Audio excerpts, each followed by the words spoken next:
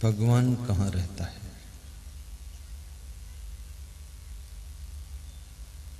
ईश्वर कहाँ रहता है? ईश्वर कैसे मिल सकता है?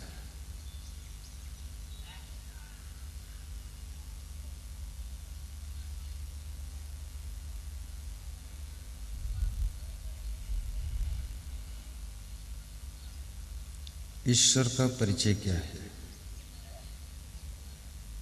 तो कबीर साहब कहते हैं,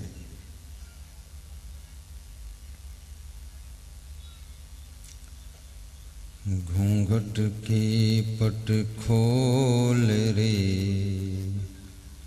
तो को पीव मिलेंगे।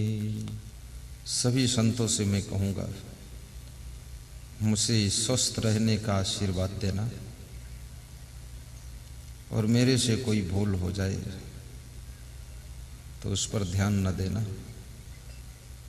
मैं भी आप जैसा साधारण व्यक्ति हूँ और तुम्हारी छाया में आया हूँ। ये बिहार में आप लोगों का प्रेम स्नेह मुझे खींच कर लाया है। बिहार कोई साधारण प्रदेश नहीं है जहाँ महात्मा बुद्ध विचरण करते रहते थे, जहाँ पर मेहीदास महाराज जी का अमृत वचन प्रवाहित होता रहता था, जहाँ व्यासानंद की वाणी गूंजती रहती है, जहाँ पर चाणक्य जैसे महानीतिकार भी अपना प्रभाव दिखाते हैं, जहाँ विक्रमशिला भी बिहार की याद दिलाने में कसर नहीं रखती है।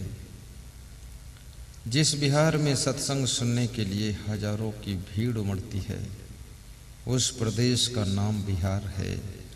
जहाँ पर होली, दिवाली, रक्षाबंधन, दशहरा में ही नहीं, यहाँ तो हर रोज ही त्योहार है, उसी का नाम बिहार है।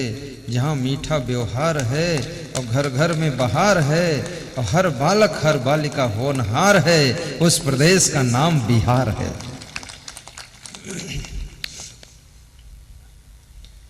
सबसे अधिक आईएएस अफसर बिहार के हैं।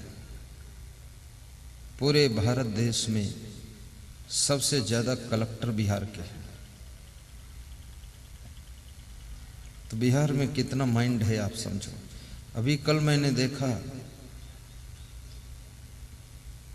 एक आदमी 3 पहिया वाली गाड़ी में एक तरफ घोड़ा को जोत रखा था और दूसरी तरफ साइकिल का हैंडल था।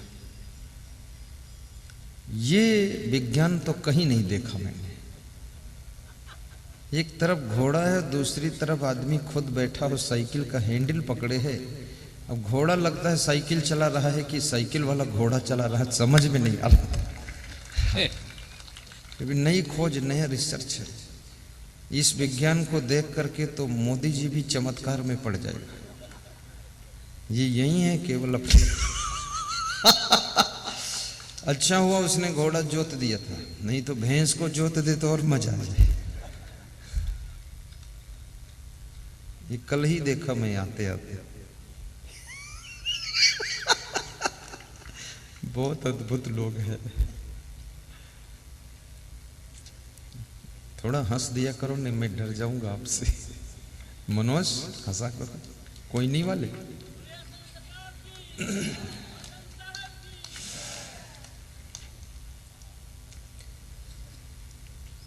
तो सदगुरु कबीर साहब से प्रश्न पूछा गया कि संसार में ये जो ईश्वर है ये कहाँ रहता है, भगवान कहाँ निवास करता है। ईश्वर के बारे में बहुत से लोगों को संदेह भी है कि ईश्वर है कि नहीं है, और है तो इतना पाप क्यों हो रहा है, रोकता क्यों नहीं, और नहीं है तो लोग मानते क्यों हैं उसको, और मानते हैं तो पाप रोकने के लिए आता क्यों नहीं है, और आता अगर है तो रोक पाता क्यों नहीं, कमजोर है क्या। बड़े सवाल खड़े हो जाते हैं। अर्जुन श्रीमद् भगवत गीता में अर्जुन से कृष्ण का संवाद हो रहा है। अर्जुन श्री कृष्ण से पूछ रहे हैं कि हे भगवान, ईश्वर कहाँ रहता है? अगर कृष्ण ईश्वर हैं तो कृष्ण से अर्जुन पूछ क्यों रहा है? जैसे कोई मेरे से पूछे कि हे असंग देव कहाँ रहते हैं। ये तो बड़ी गलत बात हो गई। अब तुम मेरे से ही पूछ रहे हो, मेरे को ही पूछ रहे हो। तो ये कृष्ण से ही अर्जुन पूछ रहा है कि भगवान कहाँ रहता है, ईश्वर कहाँ रहता है। तो कृष्ण क्या कहते हैं? ईश्वरः सर्वभूतानां हृदय से अर्जुन तिष्ठति। ईश्वर हृदय में रहता है। सर्वभूतानां समस्त प्राणियों के हृदय में रहता है।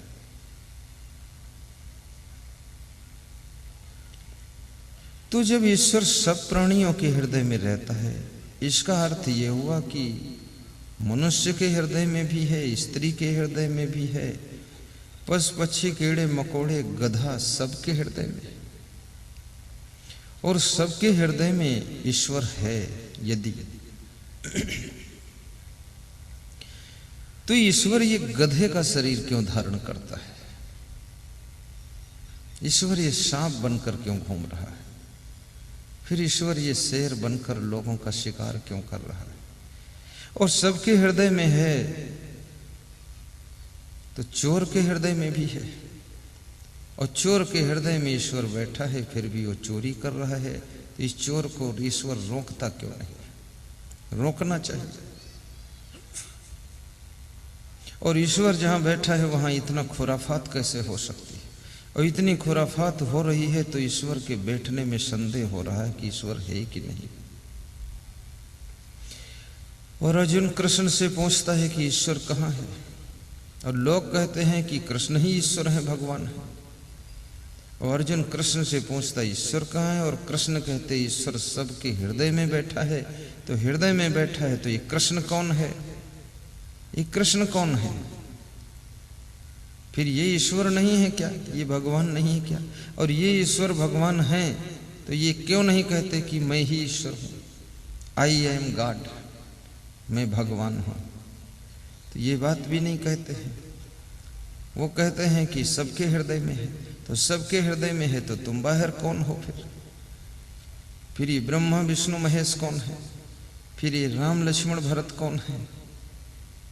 फिर हिंदू धर्म में तो 33 करोड़ देवता है, 131 करोड़ आबादी है भारत देश की, और 33 करोड़ देवता है।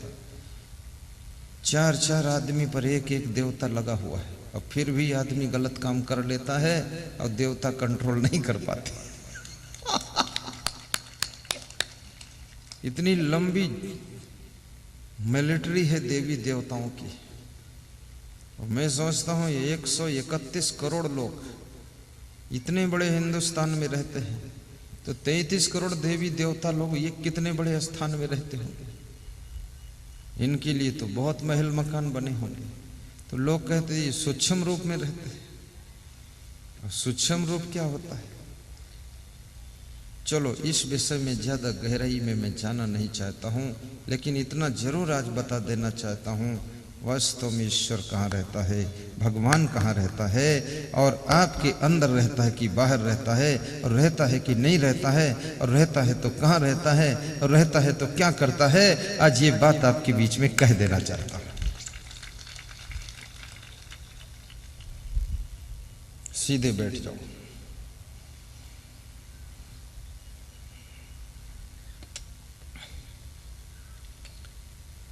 नीति शास्त्र में लिखा है, पुष्पे गंधस्तिले तैलम काष्ठे बहिन्युपयोगर्तम इच्छो गुणम तथा देहे पश्चात मानम विवेकता।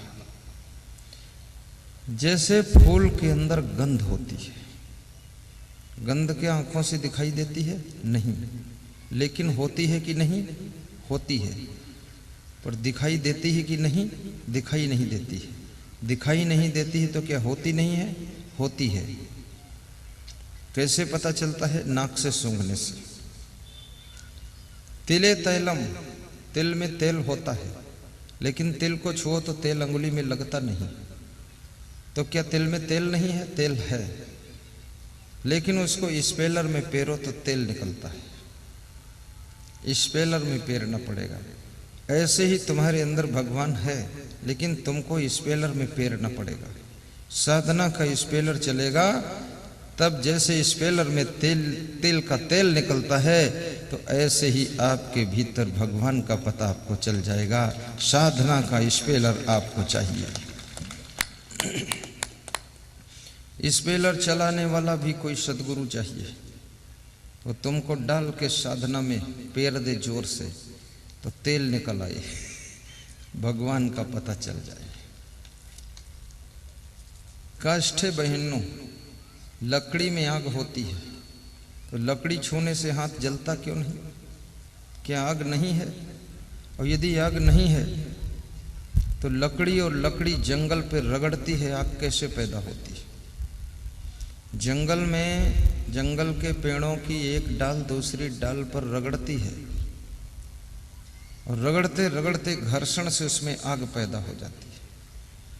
तो आग थी नहीं उसमें, तो पैदा कैसे हुई? और पैदा हुई है इसका मतलब आग थी उसमें। और आग थी और आग है लकड़ी में, तो लकड़ी को छूने से हाथ जलते क्यों नहीं?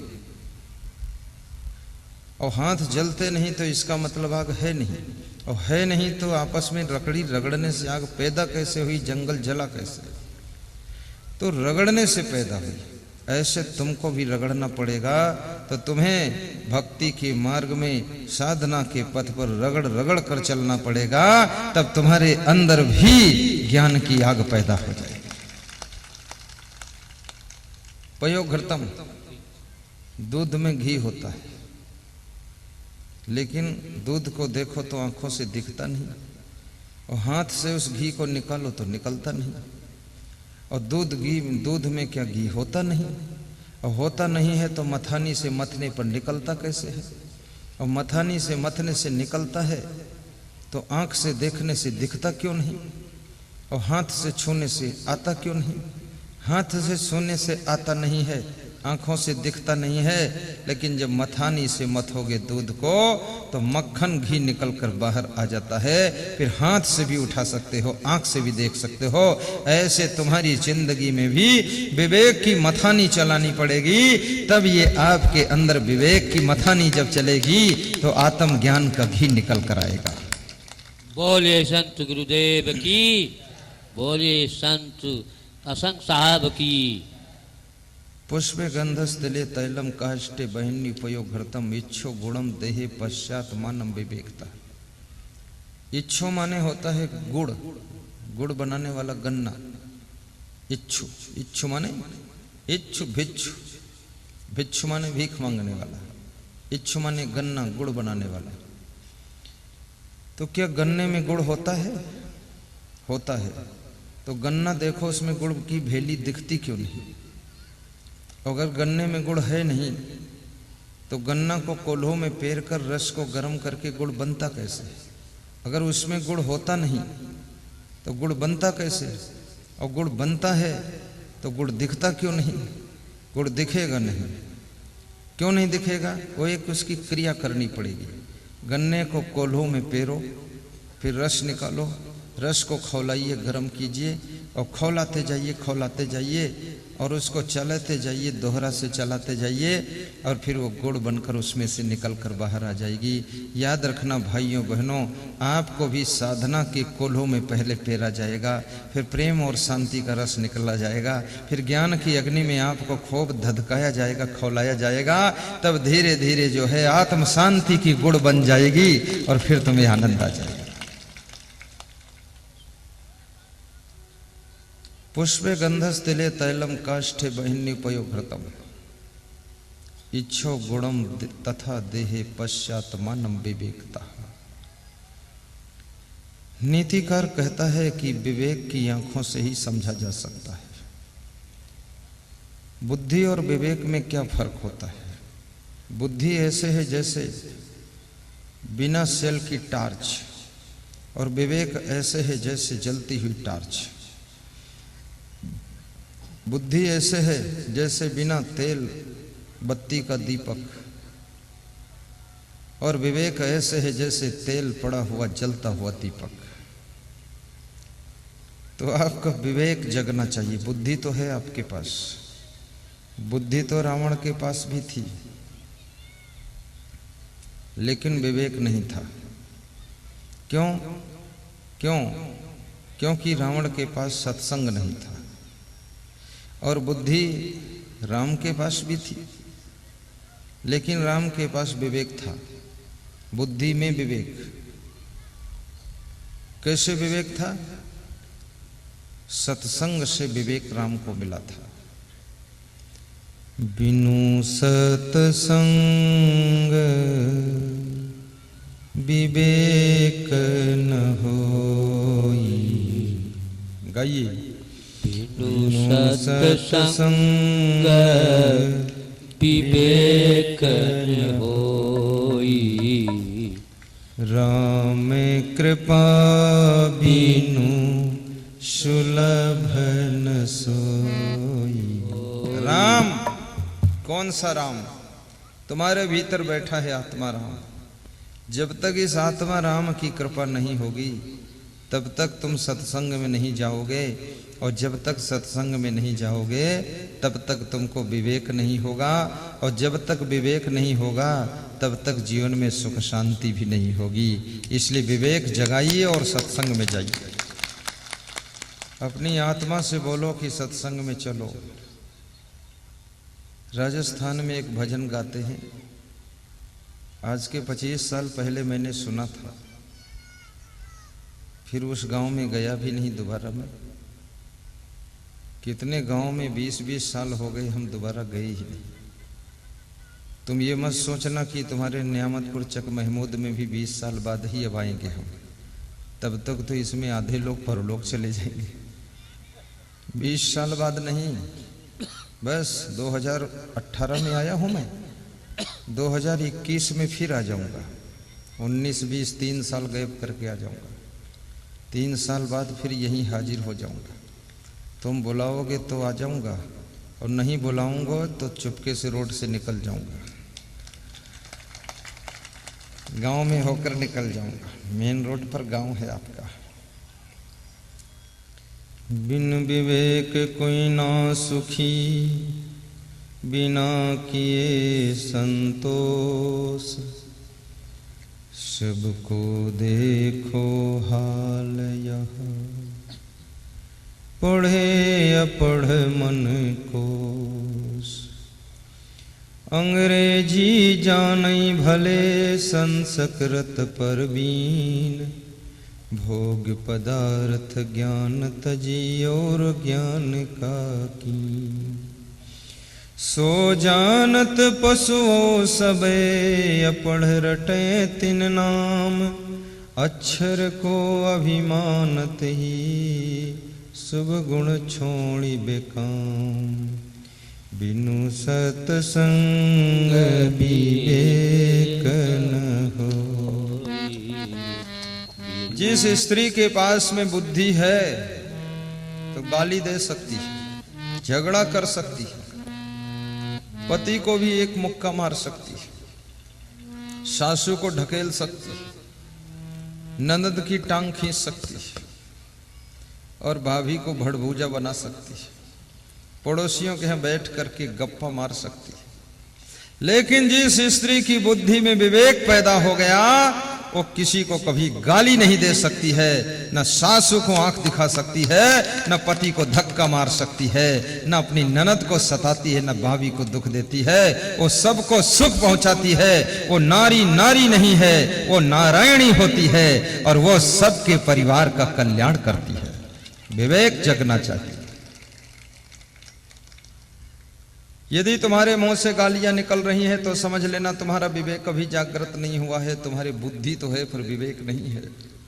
यदि तुम किसी का सामान चोरी करते हो तो तुम्हारे पास में समझो कि बुद्धि तो है लेकिन विवेक नहीं है, और यदि तुम अपना सामान भी दान करना शुरू कर देते हो तो समझ लेना कि बुद्धि भी है और विवेक भी है कि यहाँ का दान परलोक में कल्याण का काम करता है। आज जो दान करोगे आगे वो आपको मिलेगा। बोलिए सद्गुरुदेव की। बिनु सतसंग विवेक न होई। जिसका विवेक जग गया वो आलस्य भी नहीं करेगा, क्योंकि वो जानता है आलस्य यदि करूंगा तो मेरे घर में गरीबी आ जाएगी, आलस्य करूंगा तो बच्चों को क्या खिलाऊंगा, आलस्य करूंगा तो वाइफ को कपड़े कहां से पहनाऊंगा, आलस्य करूंगा तो धन नहीं रह जाएगा तो मकान कैसे बनाऊंगा, आलस्य करूंगा तो गाड़ी कैसे लाऊंगा, आलस्य करूंगा तो गुरु जी को कैसे बुलाऊंगा, आलस्य करूंगा तो मंडप कैसे लगेगा। इसलिए आलस्य नहीं करूंगा। जिसका विवेक जग जाता है उसका आलस्य भग जाता है और पुरुषार्थ शुरू हो जाता है, और जिसके पास केवल बुद्धि है वो काम चोर निकम्मा बनकर पड़ा रहता है। काम ना करना मुर्दे की पहचान है, काम ना करना मुर्दे की पहचान है, और काम में लगे रहना ये जिंदा की पहचान है, और दूसरों से भी काम लेते रहना ये बुद्धिमान की पहचान है, विवेकवान की पहचान है। काम करना भी चाहिए, दूसरों से काम लेना भी चाहिए। घर में किसी को बैठने मत दो, सबको जुटाओ।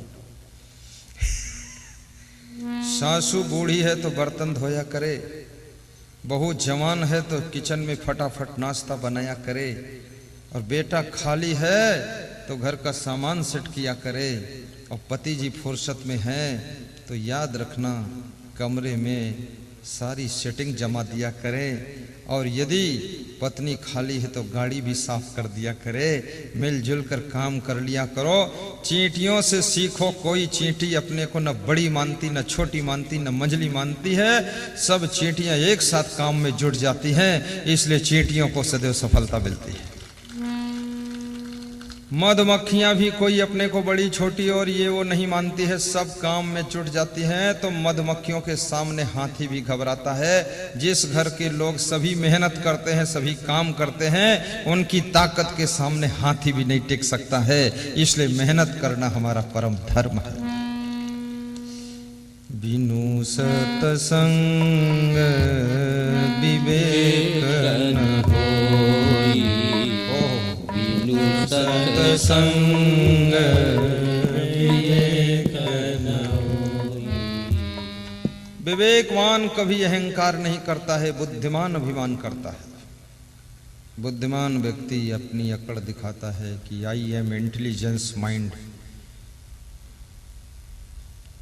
विवेकवान कहता है मैं साधारण हूं, आप महान हो। और मनुष्य की बुद्धि का अभिमान कहता है कि तुम साधारण हो, मैं महान हूं। अभिमान खुद को महान बताता है और विवेकवान दूसरों को महान बताता है, खुद को साधारण बताता है।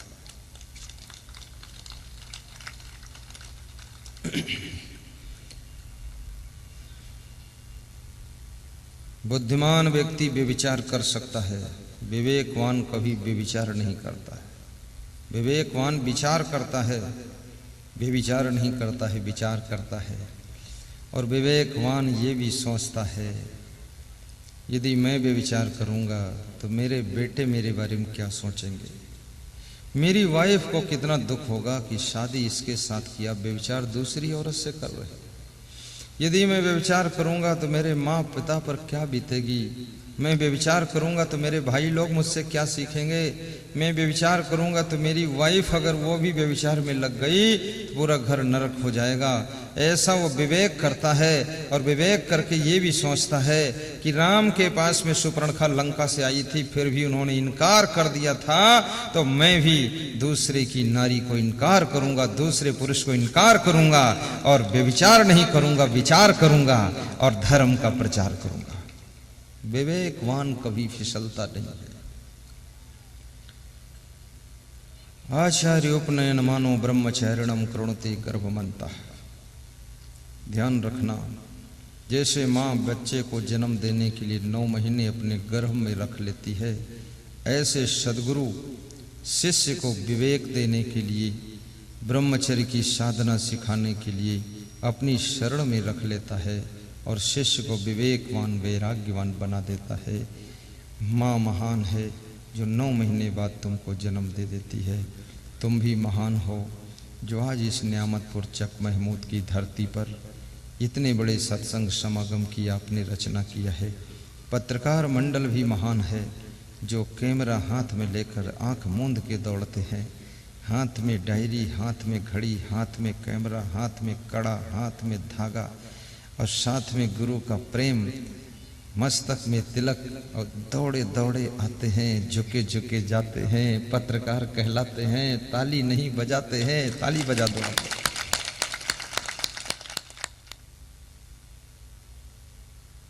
जिस मनुष्य का विवेक जागृत हो जाता है वो हर हाल में सुखी रहता है, उसके मन में कोई दुख नहीं रहता है, अपने आप को समझा लेता है। विवेक खुद को समझाता है और बुद्धि दूसरों को ज्यादा समझाती है। विवेक खुद को डांटता है और बुद्धि खुद को कभी नहीं डांटती है, दूसरों से गुस्सा करती है। खुद को भी समझाया करो, अपने से प्रश्न पूछा करो, क्या मैं जैसा बोल रहा हूं ये उचित है? क्या मैं दूसरों से जैसी बातें करता हूं ऐसी बातें हमसे कोई करे तो क्या हमें अच्छा लगेगा? क्या मैं दारू पीता हूं ये उचित है? क्या मेरा बेटा भी दारू पिए तो क्या मुझे अच्छा लगेगा?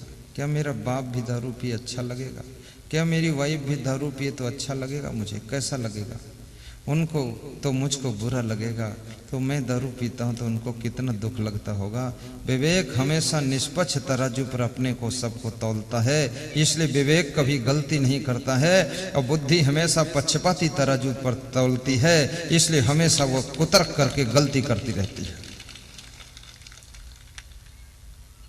जो केवल बुद्धि से काम लेते हैं वे लोग बड़े लड़ाकू होते, कुकर्मी होते, खुद गलत काम करेंगे और कुतर्क करके तुमसे लड़ने को आमादा हो जाएंगे। और जो विवेक से काम करता है वह व्यक्ति खुद के ऊपर ग्लानि करता है कि वास्तव मेरी गलती है। दुनिया में गलती करने वाले तो बहुत मिलेंगे आपको, लेकिन गलती को मंजूर करने वाले बहुत कम मिलेंगे। गलती करने वालों की संख्या ज्यादा है, मंजूर करने वालों की संख्या कम है। भूल हो जाए ये मनुष्य का स्वभाव है, मानव का स्वभाव भूल होना। और भूल को कबूल कर ले ये महामानव का लक्षण है। और जो भूल दूसरे से हो अपने ऊपर ले ले तो ये संत हृदय का लक्षण है। और जिससे भूल कभी ना हो वो भगवंत हृदय का लक्षण है, भगवंत हृदय का लक्षण है। 1000 फूल कम है गला को सजाने के लिए, एक भूल काफी है जिंदगी भर रुलाने के लिए, जिंदगी भर रुलाने के लिए। कितनी बड़ी नाव हो और कितनी अच्छी नाव हो, पर एक छेंद काफी है नाव को डुबाने के लिए। एक छेंद काफी है नाव को डुबाने के लिए। और कितने अच्छे पति पत्नी हो, कितना अच्छा मकान हो, गाड़ी अच्छी हो, लाड़ी अच्छी हो, लेकिन एक बुराई काफी है पति पत्नी को दुख देने के लिए, पति पत्नी को दुख देने के लिए।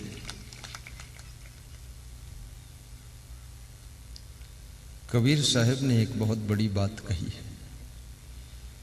कबीर हम सब ते बुरे, हम ते भल सब को, जिन्हें ऐसा कर जानिया मीत हमारा सोई। कबीर साहब कहते हैं कि मैं सबसे बुरा हूं, मेरे से भला पूरा संसार है, और जो अपनी बुराई को जान ले वो मेरा मित्र है, मेरा दोस्त है।